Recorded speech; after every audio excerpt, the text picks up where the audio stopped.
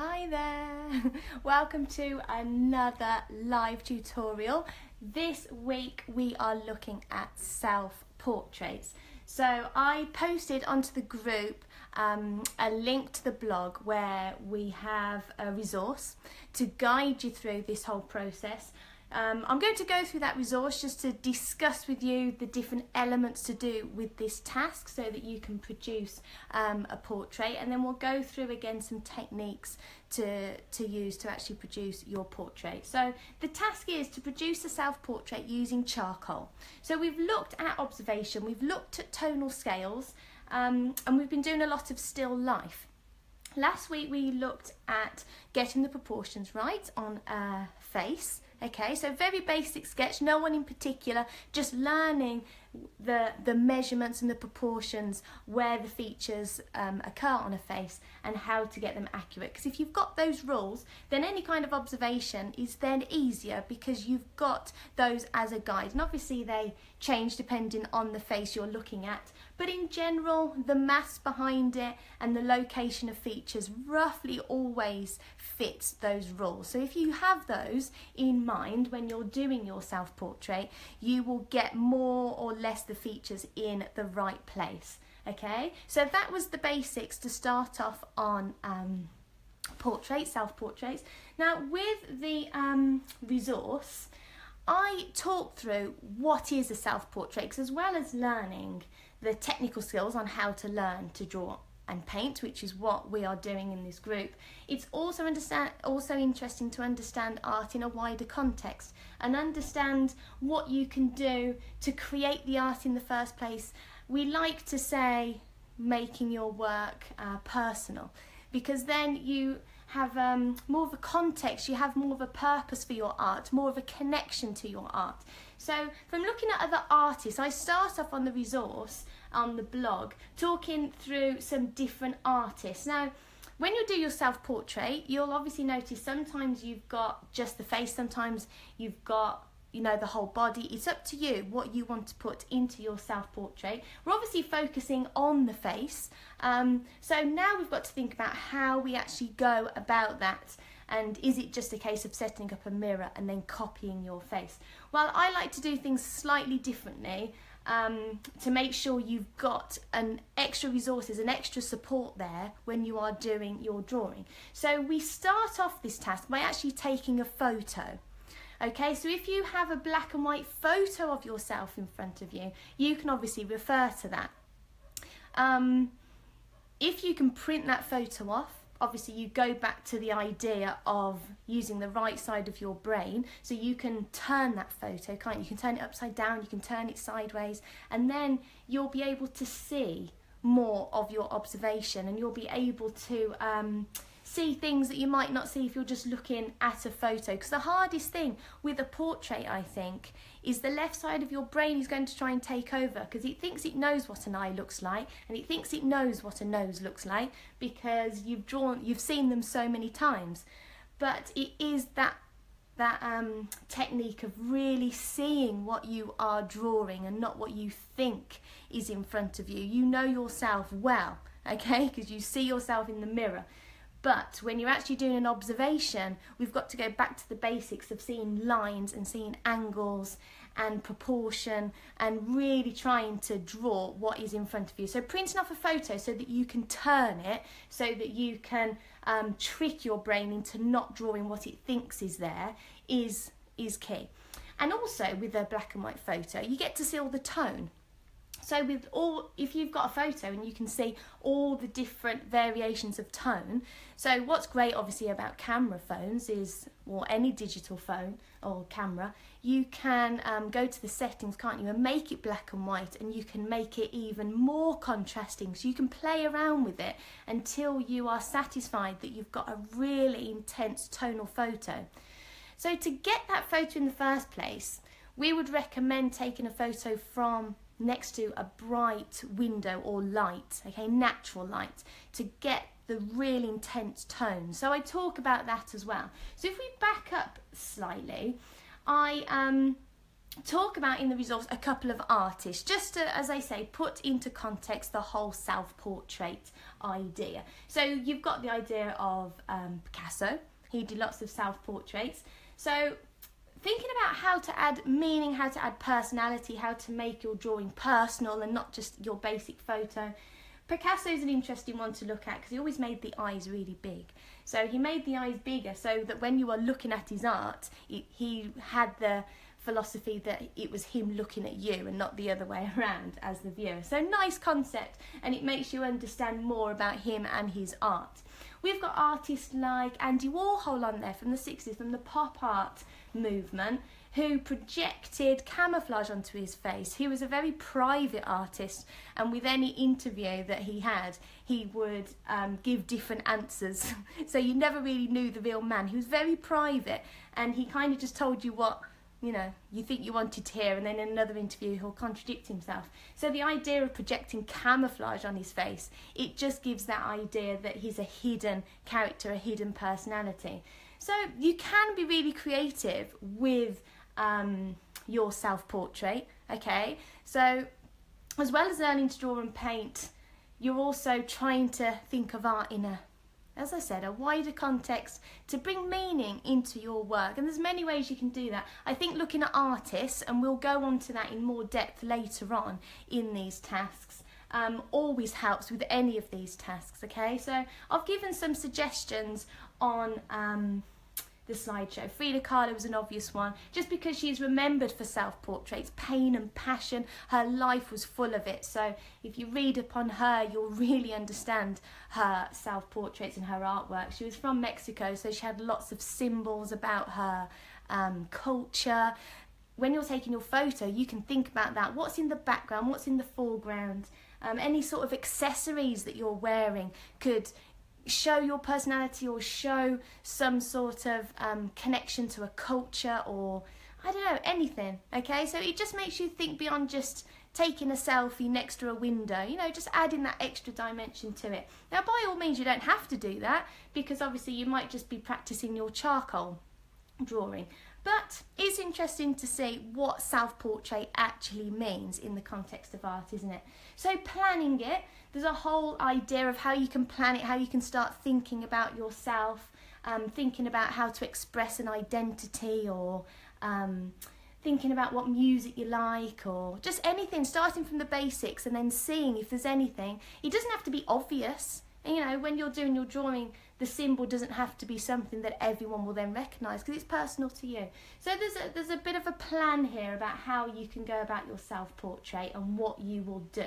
And then we go on again in the resource talking about how to use charcoal. So there are resources on the blog already from when we did our still life in charcoal, but there's some reminders of some different equipment. So I've got my kneaded eraser, I've got just charcoal, and as you can see, working on coloured paper, which I mentioned before, you can really bring in the highlights. So I've got some white chalk as well, okay? But it's up to you. You can go straight onto white paper if you want and keep that as the highlights. But as I've said before, the brown paper or coloured paper gives you your mid-tones, and then you can work darker or lighter on top of that. We're going to do, well, I'm going to demonstrate how to do the technique where you put charcoal down first and then remove it for your drawing. But again, the resource will help you just experiment with your media and see what you can do with it, and what sort of edges you can get, and what sort of textures, and how to smooth it over. So it's nice to do just a couple of practices, and you can even do that by zooming in on different particular features and having a page of just experiments, okay, to kind of warm you up and to get to know your media first before you jump in. I think I've got an example actually of when I did that for the still life here. You see? So just like some experiments just to get used to the medium, zooming in on some areas, not doing the whole composition as a practice, just, you know, little bits. And as you can see, there's examples of features. Let me get rid of this on there. Okay. So trialing, okay? So I'm just mentioning trialing and how you can get to know your media beforehand. And then it's about the style of your self-portrait. So it doesn't have to be all smooth and blended. Again, you have your own style on how you want to use your media and charcoal. It can be very sketchy and it can still produce a fantastic drawing, as you can see on these examples, okay? So charcoal is different to graphite, obviously, because it's you don't always get the sharp detail like you do with graphite that some of you might be used to. I mean, you can get graphite pencils, which I've got, and they do sharpen up quite to a point, so you can do some real sharp details. And the same with your kneaded eraser. Because it's a kneaded eraser, you can manipulate it right to a little point, and then when you are taking off details, you can get some quite intricate details. So it's just about thinking about your materials and your medium, what you can do with it. Okay, so we then go back to the photo, and great tonal photos is the key, because then you've got a guide, okay, for when you are doing your portrait. So think about light and shadow. Okay, and again, there's some examples. You've got artists like Rembrandt, there's all different ones. Ophir Abbey, A Heart of a Drifter, he did some amazing self-portraits. Lots of emotion in it, and as you can see, you can kind of get, when you just look at this artwork, what the artist was trying to portray in their self-portrait. So they're just giving you some creative ideas, okay? But it is about shadow. So on sites like Flickr, you can find lots of examples. You could even just type in self-portrait photography, and you'll see how a photographer would portray a self-portrait. So just to give you ideas on how you can take your photo, poses, expressions, where you're going to be looking, if you're looking to the side, if you're looking straight on, so many things. What else? So I had to go at this one. So I was using this just as a practice to get tone. So to have a photo like that, half the face covered, maybe you've got a hat, maybe shades. It's up to you. Again, that will give your self-portrait personality. But yeah, lots and lots of tone, as you can see in these pictures, will make it much better for you to do. Okay, so lots of different ones. Holding instruments could be something. Okay, so that's the resource. So it talks you through all of that, and then it gives you some techniques. Now I'm going to go to this one. I like this little girl here. She's got lovely eyes. So I'll show you how. Let me zoom right in on this so I've got it in front of me. So you will have your own photo. By all means, you can use these as a practice, but the task is a self-portrait, so we want to try and get to that stage. So this one, cover it in charcoal first, and then we can work into the details, okay? So that's what I'm going to try. So I've got some paper here, and we're going to have a go at this little girl, okay? So let me show you how I go about this.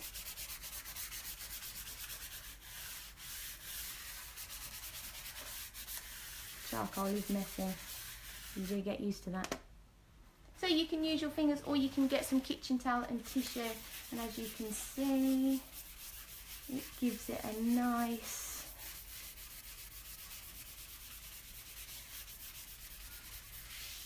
initial tonal background to work from. Okay, that'll do. Okay, so that's your basis. Kneaded eraser. I might start with my charcoal pencil just to draw in some basic features, okay? So the eye is obviously one of the main features here.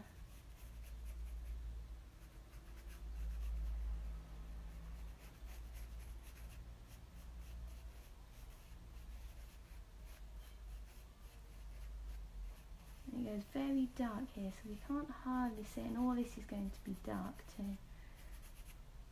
We've got hair here, and nose here. Well, let me just show you how I'd go about this. So, kneaded eraser, you take away those highlights. You can see around the eye here, very, very white. So I'm just going to get rid of it. Can you see that? Let's make it a bit more of an angle. Under the eye here. You see it goes into a shadow, so I don't want to take off too much at the moment. And around this bit of the eye. Again, manipulate your kneaded eraser to get into corners.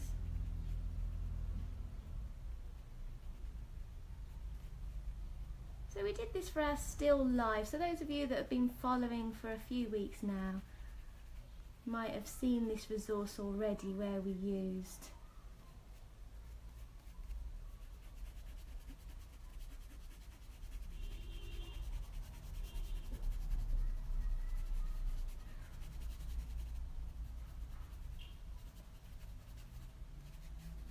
we've taken away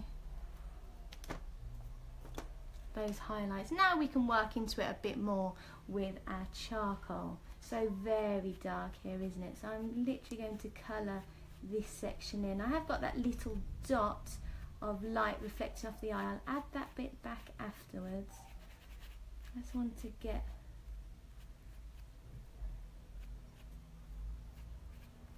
this very dark eye sketched in first. This is very dark over here, isn't it? This is all part of the shadow. Okay, so I'm just really observing where those darkest sections are. That will need to blend in slightly into the eye, which we can do afterwards. Okay, and we've got a bit of a brow. So again, I'm looking at the lines. So the eyebrow there is further across to the iris of the eye. So again, you're just observing what is there. So a little bit, and then there's lots of hair up here, which we can rub in afterwards.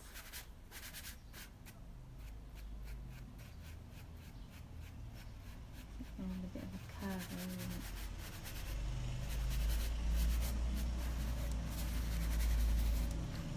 Okay, so it's building up nicely. See, we're getting more and more tone. So now we've got this tool that we can just start to blend. So as you can see, this corner of the eye is blended into the shadows, and the same around this corner of the eye, it's blended here.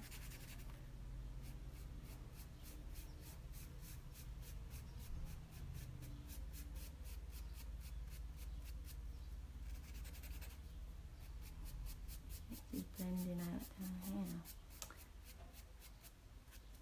We've got a bit of shadow in here, haven't we? So I've already got a bit of charcoal on my finger, so I'll just put a bit there just to remind me.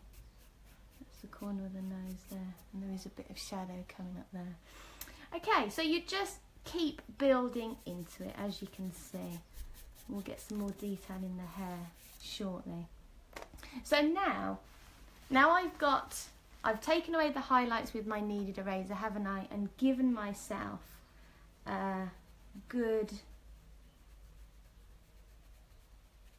lighter mid-tone. It's still not the actual highlight though, is it? It's still not the brightest section because I've got my white charcoal to go yet, where I can really now work in to those highlights. I'm just going to add a bit of detail where these bits are. Again, I might want to put some highlight up there before I put too much detail into the hair. This eye is rounded, so remember the universal form. If you're curving your shading, it will just, you know, make that bit look even more rounded. But it is blending in. You can't see the edge of that eye, so I'm not going to try to on my drawing. I'm doing exactly what I am observing. Okay, a bit more tone here. Okay, now let me show you what happens when you can start to add the brightest tones. This is when it starts to get lovely. And you'll see that having a full range of tone on your drawing is what makes it look realistic. So I need to blend that in now. And you can use your finger. Use a clean finger. There we go. We can even get that dot back in down here now.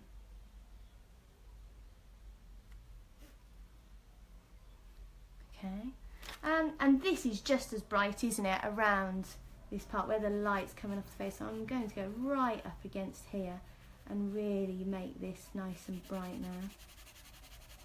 So go for it, where you can see bright, the whitest areas.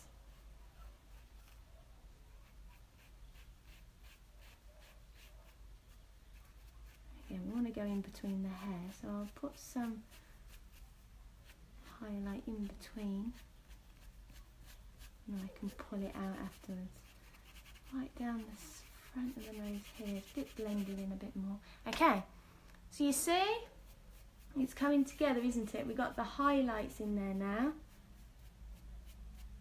And again, blend it from the shadow, because it is bit by bit.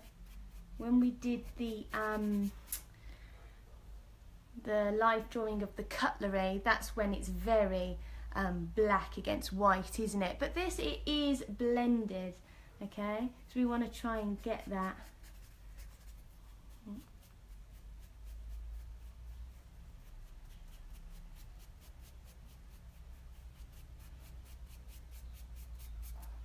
Let's get some of this hair in. So again, you go back over your tool now, find some edges, and we can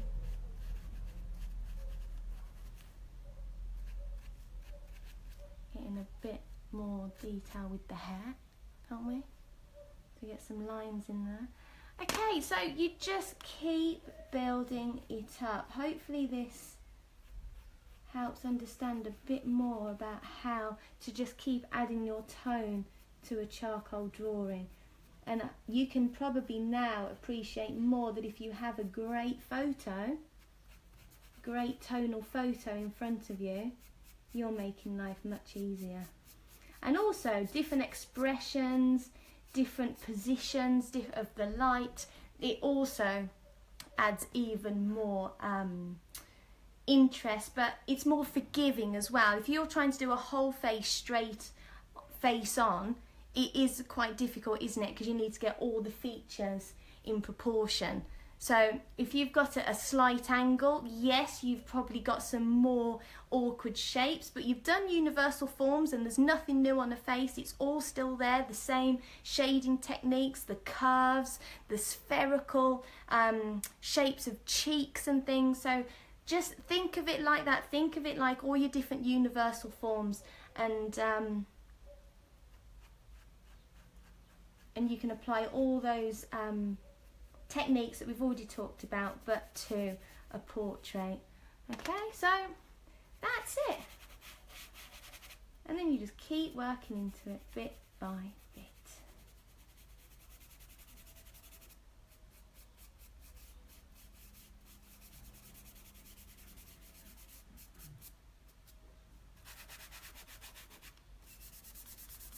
There we go. I'll leave it there, you get the idea.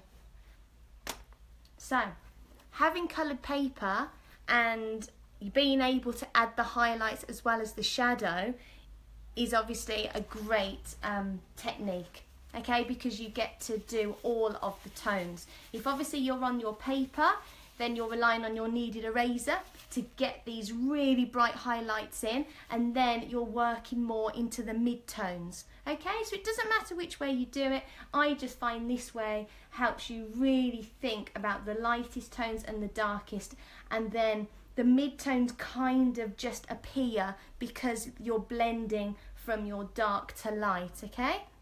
But it depends. Depends on you, depends what you want to do. And if you've done trials beforehand, you'll know more about your media and you'll be able to, you know, really give it a go. So think about your self-portrait. Think about art in a bigger context, trying to add a bit of meaning. You can see there's context to this photo, okay? It's a sad photo, I think. So it's up to you what you're trying to get across. But yeah, this one you can start to get that little bit more creative. It's not just composition now, it's also trying to bring in some personal reasons behind your art. Hidden or obvious, it's up to you. But I think that's it for now. The resource is on the blog, so you can find that and read through. There's also, towards the end of this PowerPoint, you can see this is a charcoal drawing, and it talks about step by step how to go about producing it, just from looking at shapes and lines and not being too precious to begin with. Let's zoom back out. And just getting everything in the right place. Remember, I grabbed my charcoal pencil just to sketch in some features first. If you look at it from the beginning, this one is very sketchy. Okay, you probably can't see it very well, but this resource is there for you. So open it up and you can see it's very, you know, basic. It's very basic to begin with, just to get everything in the right place. And if you've done the proportions, you'll make it a lot easier, okay? And then, yeah, you can add more and more tone until it becomes more of a realistic portrait. But there you go. So, self-portrait in charcoal, this week's task. Get yourself a photo first and then have a go at producing your portrait, okay? Please feel free to post any of your attempts, any of your artworks. I will love to see them and feedback to you, give you some tips and give you some positives of where I think you've got the skill sorted and you're improving, and then you can work on other areas. So please get in touch and post your work so that the people in the group can see it and I can see it, and we'll feedback, and together we'll keep building up these skills to make sure you're all comfortable with all these different aspects. We'll stick with self-portraits a little bit more, a couple more things that we can be looking at, and then we'll move on to the next phase of our Learn to Draw and Paint. So I hope this has been useful. I hope you all have a great time having a go with your charcoal portraits, and I'll see you next week. Thank you. Bye.